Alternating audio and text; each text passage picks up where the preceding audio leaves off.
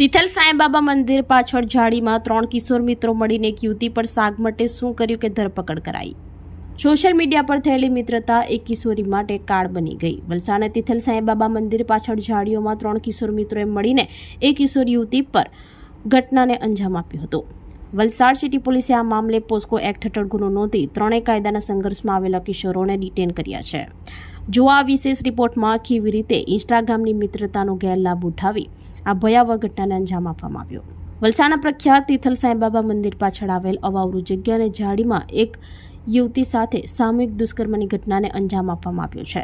3 જેટલા કાયદાના સંઘર્ષમાં આવેલા સગીર વયના યુવાનોએ મળીને આ સગીરા પર દુષ્કર્મ આચર્યું હતું। ઘટનાની જાણ થતાં જ વલસાડ સિટી પોલીસે તાત્કાલિક કાર્યવાહી હાથ ધરી સગીરાની માતાની ફરિયાદના આધારે પોસ્કો એક્ટ હેઠળ ગુનો નોંધીને ત્રણેય કિશોર આરોપીને અટક કરી લીધા છે।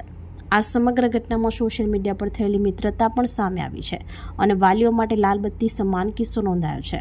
પોલીસની પ્રાથમિક તપાસમાં ખુલાસો થયો છે કે પીડિત કિશોરી અને મુખ્ય કિશોર આરોપી વચ્ચે છેલ્લા 2 વર્ષથી ઇન્સ્ટાગ્રામના માધ્યમથી મિત્રતા હતી। આ ઇન્સ્ટાગ્રામ ફ્રેન્ડશિપના દાવે કિશોરી તેના મિત્રો સાથે ફરવા ગઈ હતી। ફરતા ફરતા તેઓ તિથલ સાંઈબાબા મંદિરના પાછળ અવાવરૂ જગ્યાએ પહોંચ્યા હતા, જ્યાં કિશોર મિત્રએ તેના અન્ય મિત્રને ત્યાં બોલાવી લીધા હતા અને કુલ 3 જણાએ એકલતાનો લાભ લઈ કિશોરી સાથે દુષ્કર્મ આચર્યું હતું।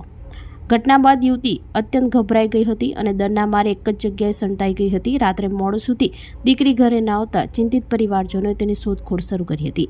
ભારે શોધખોળના અંતે યુવતી મળી આવતા તે રડતી અને ગભરાયેલી હાલતમાં હતી। પરિવાર દ્વારા વિશ્વાસમાં લઈને પૂછપરછ કરવામાં આવતા યુવતીએ પોતાની સાથે થયેલી આ દર્દનાક ઘટનાની જાણ કરી હતી, જે બાદ યુવતીની માતાએ વલસાડ સિટી પોલીસ મથકે પહોંચી ફરિયાદ નોંધાવી હતી। આ સમગ્ર ઘટના સમાજ અને ખાસ કરીને તમામ વાલીઓ માટે એક મોટી લાલબત્તી સમાન કિસ્સો છે। સોશિયલ મીડિયાના આજના યુગમાં વર્ચ્યુઅલ દુનિયાની અજાણી મિત્રતા વાસ્તવિક જીવનમાં કેટલી ભયાવહ સાબિત થઈ શકે છે તેનું આ એક હચમચાવી મુકતું ઉદાહરણ છે। હાલ તો વલસાડ પોલીસે કાયદાના સંઘર્ષમાં આવેલા 3 સગીર આરોપીઓ વિરુદ્ધ કડક કાર્યવાહી હાથ ધરી છે, પરંતુ આ કમકમાટી ભરી ઘટનાએ ચોક્કસપણે સાબિત કરી દીધું છે કે બાળકોના મોબાઈલ અને તેમની સોશિયલ મીડિયા એક્ટિવિટી પર ચાપતી નજર રાખવી હવે કેટલી જરૂરી બની ગઈ છે। વલસાડ શહેરમાં ગઈકાલ તારીખ 23/8/26 ના રોજ સાંજના લગભગ 8 વાગ્યાના અરસામાં એક બનાવ બન્યો હતો, જે બાબતે પોલીસ સ્ટેશન ખાતે ફરિયાદ આપવામાં આવી હતી।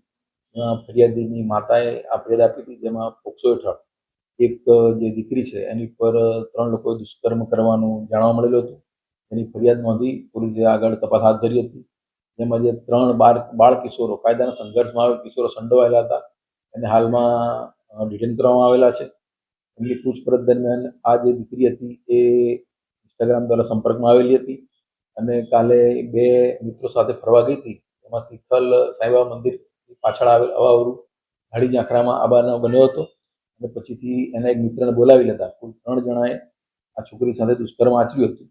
આ છોકરી રાત્રે મોડી જતા એના ઘરવાળા શોધવા નીકળ્યા હતા અને એ છોકરી પણ ગભરાઈને એક જગ્યાએ સંતાઈ ગયેલી, જે બીજી સોસાયટીમાંથી મળી આવતા એને પૂછપરછ કરતા આ બનાવ પ્રકાશમાં આવ્યો હતો અને જેની ફરિયાદ પોસ્ટેમાં એને માતાએ આપેલી, જે ફરિયાદ દાખલ કરી પોલીસે આગળની તપાસ હાથ ધરી છે।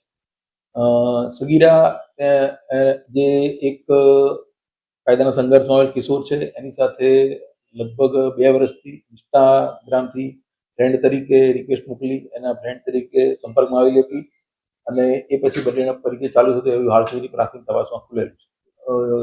સગીરા અને જે કાયદાના સંઘર્ષમાં આવેલા કિશોરો છે એ બધા વલસાડ શહેર ખાતે જ રહે છે એવું જાણવા મળેલું છે। આપણી સંકલ્પ ન્યૂઝ ચેનલને સબસ્ક્રાઇબ અને લાઇક કરો, બેલ આઇકન દબાવો, જેથી આવનાર ન્યૂઝ અપડેટ્સની નોટિફિકેશન આપના મોબાઈલ પર સૌથી પહેલા પહોંચે। Like, subscribe and share the video.